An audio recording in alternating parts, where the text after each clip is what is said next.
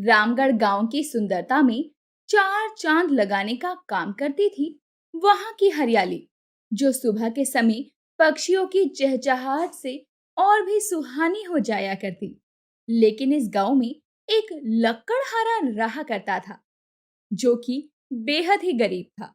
वो अपनी छोटी सी झोपड़ी में अपनी पत्नी रज्जो के साथ रहता था। सुबह के समय रज्जो अपनी झोपड़ी के बाहर झाड़ू लगा रही होती है और खुद से बोल रही होती है, जब से मेरा इस लकड़हारे से ब्याह हुआ है, तब से तो मानो मेरी किस्मत ही फूट गई। सारा दिन काम करने के बाद भी एक वक्त का खाना खिला पाता है ये लकड़हारा मुझे। केशव तभी उसकी बातों को सुनते हुए जागता है और अपनी आंखें मसलते हुए खुद से कहता है, अरे, इसे कितना समझाऊं। मैं भी तो मेहनत करता हूं ना। औरों के मर्द की तरह पूरे दिन बिस्तर पर तो नहीं पड़ा रहता हूं, लेकिन यह है कि कभी भी चुप नहीं रहती है। और इधर झाड़ू लगाती हुई रज्जो फिर से खुद से कहती है, अरे अब तक सोया हुआ है, खाने को घर में एक अन्न का दाना नहीं है। कल शाम में इसे लकड़ी नहीं मिली तो वापस आ गया, ये नहीं कि पास के घने जंगल में जाकर लकड़ी काट लाए। अब केशव उठकर खाट पर बैठ जाता है और खिड़की से अपनी पत्नी की बातें सुनते हुए खुद से ही बोलता है, ये क्या चाहती है? मैं उस झील के पास वाले जंगल में जाकर अपने आप को किसी जंगली जानवर का शिकार बना लूं। अब रज्जो के पास रामू आता है और कहता है, अरे भाभी, क्या बात हो गई? सुबह सुबह इतने गुस्से में क्यों लग रही हो? आ गया नमूना। ये भी कम नहीं है, मेरे पति को बिगाड़ने में इसका भी पूरा हाथ है। वहीं केशव भी खिड़की से रामू को रज्जू से बात करते हुए देखकर खुद से फिर से बोलता है, आ गया मेरी रज्जो को भड़काने के लिए, और ये है कि अभी कुछ मिनटों में ही इसकी बातों में आ भी जाएगी। रामू तंबाकू खाते हुए रज्जू से बात करता है, अरे क्या बात है, क्या जानना है? मैं क्यों गुस्से में हूँ? ताकि तुम पूरे गांव में मेरे बारे में बातें फैला सको और मेरी चुगलियां कर सको। अरे भाभी, वैद्य जी भी कहते हैं गुस्सा करना सेहत के लिए ठीक नहीं होता है। तुम्हें मेरी सेहत की चिंता करने की कोई जरूरत नहीं है रामू।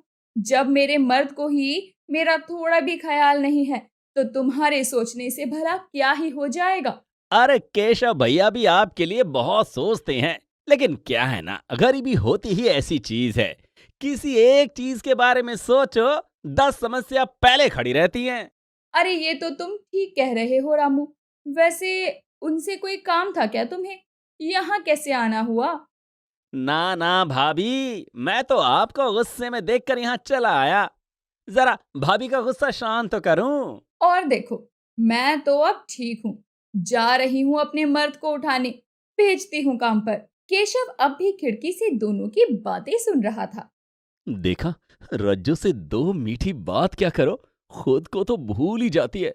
सही कहा है किसी ने, लड़कियों में दिमाग ही नहीं होता है। इतना कहने के बाद रज्जो अपनी झोपड़ी में आती है और केशव को उठा देखकर बोलती है, अरे क्या बात है, आज तो मेहनती लकड़हारा खुद ही उठा हुआ है। लगता है कल मेहनत नहीं की तो नींद नहीं आई होगी। क्यों जी, सही कहा ना मैंने? जो मेहनत करता है वही जानता है कि चैन की नींद होती कैसी है। तुम सुबह से शुरू होती हो तो रात में सोने से पहले बंद नहीं होती हो। कहाँ से लाती हो इतना बोलने की ऊर्जा? अरे सुबह सुबह मुझे तुम्हें कुछ कहने का इरादा नहीं है, इसीलिए चुपचाप अपनी कुल्हाड़ी उठाओ और अपने काम पर निकल जाओ। केशव भी अपनी झोपड़ी के एक कोने से कुल्हाड़ी उठाता है और लकड़ी काटने के लिए निकल जाता है। और वो जंगल की ओर जाते हुए खुद से बोलता है, मैं माँ को कहता था, आप मेरे लिए सब कुछ है, आपके सिवा मुझे और कोई नहीं समझा सकता। लेकिन नहीं, उन्होंने मेरी शादी करवा दी और उसके बाद मुझे छोड़कर भी चली गई। यहाँ तो मुझे कोई सूखा पेड़ भी नहीं दिख रहा है। लगता है कल की तरह आज भी मुझे लकड़ी नहीं मिलने वाली है। केशव जंगलों में घूम घूम कर देखता है। यहाँ तो मुझे कोई भी सूखा हुआ पेड़ नहीं मिल रहा है। मुझे आगे वाले जंगल जाना ही होगा, वरना आज लकड़ी बेचकर कुछ पैसे घर नहीं ले गया तो रज्जो तो मुझे घर में भी घुसने नहीं देगी। इतना बोलने के बाद जंगलों को देखता हुआ केशव आगे बढ़ता है। हे प्रभु, मैं झील के पास वाले जंगल की तरफ जा रहा हूँ। मेरी रक्षा करना और मेरी रज्जो को विधवा मत होने देना। एक मैं ही तो हूँ जो उसका सहारा हूँ। केशव को एक सूखा हुआ पेड़ नजर आता है। मैं तो लगभग झील के किनारे आ गया हूँ, लेकिन जल्दी से पेड़ काटता हूँ और घर की तरफ लकड़ी बांधकर भाग जाऊंगा। केशव भी अब ऐसा ही करता है। वो जल्दी से लकड़ी काटता है और लकड़ियों का एक गट्ठर बनाता है और उसे अपने सर पर रखकर वहां से तेज तेज चलने लगता है। शाम होने को आई है। केशव, जल्दी जल्दी चल, वरना किसी जानवर को तेरी थोड़ी भी खुशबू आई तो समझ, आज रज्जो को विधवा होने से कोई भी नहीं बचा सकता है। केशव के सर पर गमछा था, कमर में कुल्हाड़ी टंगी हुई थी और सर पर लकड़ियों का बोझ था। अब केशव खुद से ही अफसोस करते हुए कहता है। एक तो सुबह से कुछ खाया पिया भी नहीं है, अब तो मुझे कमजोरी भी महसूस होने लगी है। अब केशव थका हारा हरे जंगल से चलते हुए अपनी लकड़ियों को बेचकर जो 10 रुपए कमा पाता है, उसे लेकर अपने घर की तरफ चल देता है। तभी रास्ते में उसे रामू की पत्नी बिंदिया मिलती है।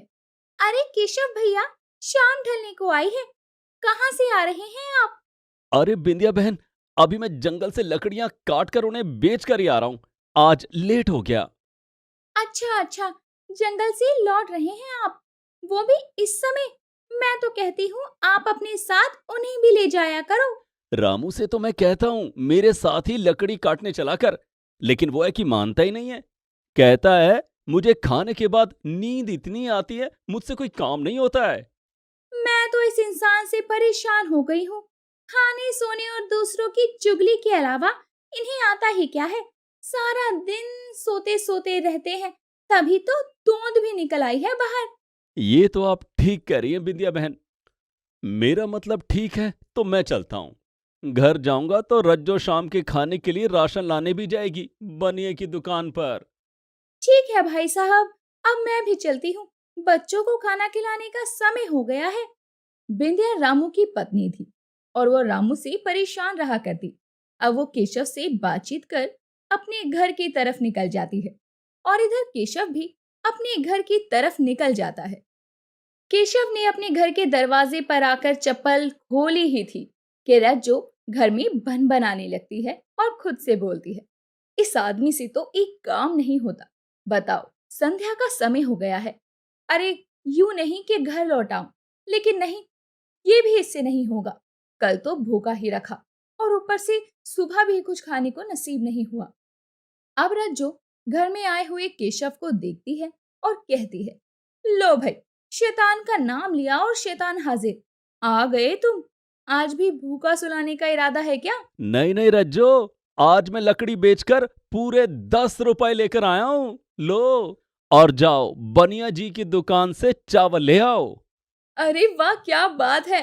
2 दिन के राशन का बंदोबस्त हो ही गया। हाँ, आज मैं झील वाले जंगल की तरफ गया था, लेकिन मुझे तो वहां जाकर भय भी लग रहा था। अरे, आपने बड़े विद्वानों के मुंह से नहीं सुना क्या? अरे, डर के आगे ही तो जीत है। अगर गलती से झील वाले जंगल का कोई जंगली जानवर आकर मुझे खा जाता तो मेरा क्या होता, कभी सोचा है? रज्जो भी ना सिर्फ पैसों के पीछे पागल हुई रहती है। मैं अभी बनिए की दुकान से लौट रही हूँ और आकर खाना बनाती हूँ। रज्जू जाते हुए पैसों को देखकर खुद से बोलती है और केशव सुन रहा होता है। अरे क्या बात है! आज बड़े दिनों बाद इतनी बड़ी रकम देखने को मिली है। मैं तो इन्हें रोज ही कहती हूँ, थोड़ी मेहनत करके काम कर लो, लेकिन इन्हें तो बस उतना कमाना है जितने में एक दिन का गुजारा ही हो पाए। इतना कहने के बाद ही रज्जू बनिए की दुकान की तरफ निकल पड़ती है और इधर केशव खुद को बहुत थका हुआ महसूस कर रहा होता है। वो अपनी सूखी लकड़ी से शरीर को देखकर खुद से बोलता है। एक तो मेरे शरीर को भी ना जाने क्या हो गया है।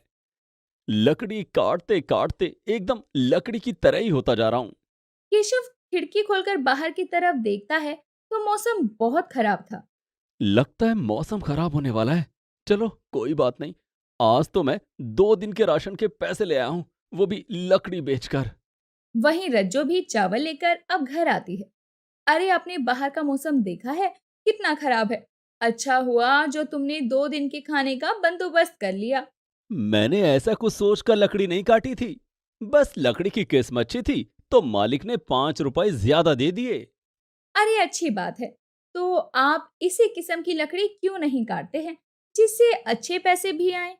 रज्जू खाना बनाने लगती है और केशव खाट पर लेट जाता है और केशव कहता है, इस किस्म की लकड़ी सिर्फ हमें जंगल में मिलती है, वो भी झील के पास जहाँ कोई भी गांव का आदमी नहीं जाता है। अरे तो क्या हो गया, तुम्हें तो अपना काम करना है ना। कौन सा गांव वाले हमारा पेट भरने आ रहे हैं? मैंने तुमसे ये कहा रज्जो कि वहां जंगली जानवर रहते हैं जो तुम्हारे पति को जिंदा चबा जाएंगे। अरे जी, किस्मत से बढ़कर कुछ नहीं होता। अगर किस्मत अच्छी हो तो शेर के सामने से निकल जाएं और तब भी कुछ ना हो, और अगर किस्मत बुरी हो तो राह में चलते हुए भी कुत्ता काट लेता है। पैसे के लिए ये कुछ भी करने के लिए तैयार रहती है, यहाँ तक कि अपने पति की जिंदगी को भी दांव पर लगाने के लिए। बोल तो ऐसे रही है जैसे शेर इसका भाई और मेरा साला है। अरे मैं तुमसे बात कर रही हूँ, तुम कुछ बोल क्यों नहीं रहे? हाँ, मैं कल से पक्का झील वाले जंगल की तरफ ही जाया करूंगा और वहां से अच्छे किस्म के पेड़ों को काट कर मालिक से बेचा करूंगा। अजी मैं तो कहती हूँ, आप कुछ पैसे जमा भी कर लो। कल को हमारे बच्चे होंगे, हम तो भूखे भी रह लेंगे, लेकिन उन्हें तो खिलाने के लिए पैसे चाहिए ना। रज्जो, तुम्हारी बात एकदम ठीक है, लेकिन अभी मैं कोशिश कर रहा हूँ अच्छे काम का और सोच रहा हूँ रोज दो दो पेड़ों को ही काटा करूं जिससे कुछ पैसे मैं जमा भी कर पाऊं। रज्जो को पैसों का बहुत लोभ था। वो पैसों के लिए ना तो अपने पति केशव की सेहत देख रही थी और ना ही वो अपने पति को झील वाले जंगल जाने से रोक रही थी। केशव और रज्जो दोनों आपस में ये बातें कर रहे थे कि तभी अचानक मौसम खराब हो जाता है। अरे अरे, जल्दी खिड़की बंद करो, वरना घर में पानी आ जाएगा। ये मौसम को आज ही खराब होना था। कहीं ये बारिश 2-3 दिन रही तो हम तो भूखे ही मर जाएंगे। अरे कभी तो अच्छा कुछ बोल लिया करो, शुभ शुभ बोलो, कल तक बारिश खत्म हो जाएगी। केशव अपने दरवाजे से बारिश को देख रहा था और रज्जो खाना खाने लगती है। अब तुम्हारी बारिश को निहारने से अगर बारिश रुक जाए तो सारी रात बारिश को निहारते रहो। नहीं नहीं, मैं तो बस इस मौसम का आनंद ले रहा था। चलो चलो, अब खाना खा लो, सुबह से कुछ भी नहीं खाया है, मुझे तो बहुत तेज भूख लगी है। अब रज्जो और केशव बारिश का आनंद लेते हुए खाना खाते हैं और सो जाते हैं। सुबह तक बारिश होती रहती है। पहले रज्जो उठती है और वो झोपड़ी का दरवाजा खोलती है। अरे, ये बारिश तो रुकने का नाम ही नहीं ले रही। आज आज का तो राशन है, लेकिन अगर ऐसे ही तेज बारिश होती रही तो चारों तरफ पानी आ जाएगा। रज्जो की आवाज को सुनकर केशव भी उठ जाता है। अरे क्या बात है रज्जो, अब तक बारिश नहीं रुकी क्या? मुझे तो बहुत ज्यादा ही चिंता हो रही है कल के लिए। मैं तुम्हें कहती थी ना, कुछ पैसे बचा कर रखो, लेकिन नहीं, तुम्हें तो मजा आता है घर में आराम करके। मैंने कब दिन में आराम किया था ये तो मुझे खुद भी ठीक से याद नहीं है। अरे ये बारिश नहीं रुकने वाली है, पूरा गांव सुनसान पड़ा है, कोई कहीं नजर नहीं आ रहा। जब ये बारिश बंद हो जाए तो मुझे जगा देना। मुझे तो अभी भी बहुत नींद आ रही है, मैं तो चला सोने। इतना बोलकर केशव अपनी खाट पर जाकर लेट जाता है। इधर रज्जो कल के लिए परेशान हो रही थी, क्योंकि रज्जो के पास तो आज आज के लिए खाना था, लेकिन कल भी अगर ऐसे ही बारिश रही तो उन्हें भूखे रहना पड़ेगा। अब दूसरा दिन भी बीत जाता है और तीसरे दिन की सुबह भी बारिश रुकने का नाम नहीं ले रही थी। अरे, आज ये बारिश नहीं रुकी तो मेरे घर में चूल्हा कैसे जलेगा? जहां रज्जो परेशान हो रही थी, तो वहीं केशव को खर्राटे लेते हुए देखकर रज्जो कहती है, इसे तो किसी चीज की चिंता ही नहीं है, जब भूख लगेगी तो उठेगा। रज्जो अपनी झोपड़ी के दरवाजे पर बैठी बारिश रुकने का इंतजार कर रही थी। ना जाने ये बारिश क्यों नहीं रुक रही, लगता है इंद्रदेव नाराज हैं। हे इंद्रदेव, अब तो बस करो, अगर आप ऐसे ही बरसते रहे तो हम गरीबों की रोजी रोटी का क्या होगा? हम क्या खाएंगे और कहाँ से खाएंगे? अब केशव उठता है और कहता है, खाने को कुछ है तो दे दो रज्जो। रज्जो। अरे, उठ गया कुंभकर्ण, लगता है तुम्हें याद भी नहीं है कि आज बारिश का तीसरा दिन है और अपने पास सिर्फ 2 दिन का राशन था। अरे मुझे तो बहुत कमजोरी महसूस हो रही है। चलो, अब जब बारिश खत्म हो जाए तो मुझे उठा देना। इतना बोलने के बाद ही केशव फिर से लेट जाता है। अरे, इस कुंभकर्ण को अब उठने में 6 महीना लगने वाला है। बारिश बंद हो गई, बारिश बंद हो गई। क्या हुआ? क्या हुआ? सब ठीक तो है ना? हाँ जी, सब ठीक है। अब उठ ही गए हैं, तो ये लो अपनी कुल्हाड़ी पकड़ो और लकड़ी काट कर ले आओ। मुझे तो बहुत कमजोरी महसूस हो रही है। क्या मैं थोड़ी देर बाद नहीं जा सकता हूँ? नहीं जी, मुझसे अब और भूख बर्दाश्त नहीं होगी। तुम अभी के अभी जाओगे लकड़ी काटने। अब केशव अपनी बीवी के ताने खाने से अच्छा जंगल जाने का फैसला करता है और जंगल की तरफ थोड़ी दूर चलने के बाद थक जाता है। कितनी कमजोरी महसूस हो रही है। लगता नहीं आज मैं पेड़ काट पाऊंगा। अब केशव झील वाले जंगल की तरफ जाता है। उस दिन जो पेड़ काटे थे, वही पेड़ आज भी काटकर मालिक से बेचूंगा। उसके मुझे अच्छे पैसे मिल गए थे और वो बस झील के किनारे ही मिलते हैं। इतना बोलने के बाद केशव झील के किनारे पहुंचता है और जैसे ही लकड़ी काटने लगता है, वैसे ही कमजोरी महसूस कर केशव के हाथों से उसकी कुल्हाड़ी छूट जाती है और सीधे पानी में जा गिरती है। कुल्हाड़ी पानी में गिर गई। अब मैं क्या करूं? ये झील तो इतनी गहरी है। अब मैं लकड़ी कैसे काटूंगा और अपने घर कैसे चलूंगा? केशव फूट फूट कर रोता है। तभी जल देवता प्रकट होते हैं। अरे केशव, रोना बंद करो और देखो, मैं तुम्हें तुम्हारी कुल्हाड़ी देने आया हूँ। जल जल देवता, मुझे मेरी कुल्हाड़ी लौटा दीजिए। मैं बेहद गरीब हूँ और पास के गांव में अपनी पत्नी के साथ रहता हूँ। केशव, रोना बंद करो। मैं तुम्हें तुम्हारा कुल्हाड़ी लौटाने आया हूँ। बताओ, ये कुल्हाड़ी तुम्हारी है? जल देवता चांदी की कुल्हाड़ी केशव को दिखाते हैं। नहीं नहीं, जल देवता, ये मेरी कुल्हाड़ी नहीं है। ठीक है, मैं अभी तुम्हें तुम्हारी कुल्हाड़ी ला कर देता हूँ। इस बार भी जल देवता पानी में डुबकी लगाते हैं और दूसरी बार में जल देवता सोने की कुल्हाड़ी लेकर आते हैं। ये कुल्हाड़ी तो केशव तुम्हारी ही होगी, मुझे पूरा विश्वास है। नहीं नहीं, जल देवता, ये भी मेरी कुल्हाड़ी नहीं है। मुझे तो बस अपनी ही कुल्हाड़ी चाहिए। ये कुल्हाड़ी भी तुम्हारी नहीं है। फिर से जल देवता डुबकी लगाते हैं और अब की बार केशव की लोहे की कुल्हाड़ी थी। ये कुल्हाड़ी तो अब तुम्हारी है ना केशव? हाँ हाँ जल देवता, आपका बहुत बहुत शुक्रिया। यही है वो कुल्हाड़ी जिससे मैं लकड़ियां काटता हूँ। मैं तुम्हारी ईमानदारी से बहुत प्रसन्न हुआ।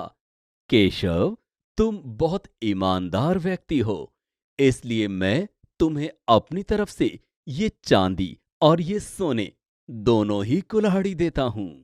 अब केशव भी उन कुल्हाड़ी को लेकर खुशी खुशी सुनार के पास पहुंचता है। लेकिन केशव को सोने और चांदी की कुल्हाड़ी ले जाता हुआ रामू देख लेता है। सुनार जी, ये सोने और चांदी की कुल्हाड़ी मुझे बेचने हैं। आप इसके कितने दाम मुझे दे सकते हैं? ये मुझे जल देवता ने दिया है। केशव उस कुल्हाड़ी को सुनार को बेच देता है। लेकिन इधर रामू खुद से कहता है। ये कुल्हाड़ी केशव को जल देवता ने ही दिया है ना? अब मैं भी जल में कुल्हाड़ी फेंक कर जल देवता से सोने और चांदी के कुल्हाड़ी मांगूंगा। अब यही सोचकर रामू झील के किनारे पहुंचता है और अपनी कुल्हाड़ी फेंक कर रोने का नाटक करने लगता है। अब जल देवता पानी से प्रकट होते हैं, लेकिन वो तो सब जानते थे। दोस्त, तुम जिस उद्देश्य से यहां आए हो वो कभी पूरा नहीं होगा। चले जाओ यहां से, और यहां दोबारा आने की कोशिश की तो मैं तुम्हें अपनी लहरों में समा लूंगा। भागो, जल देवता क्रोध में है, कोई तो मुझे बचाओ। तो देखा दोस्तों, कभी भी इतना लालच मत करो कि वो आपको खत्म करने की ताकत बन जाए। और इसीलिए भी तो कहा गया है कि लालच बुरी बला है।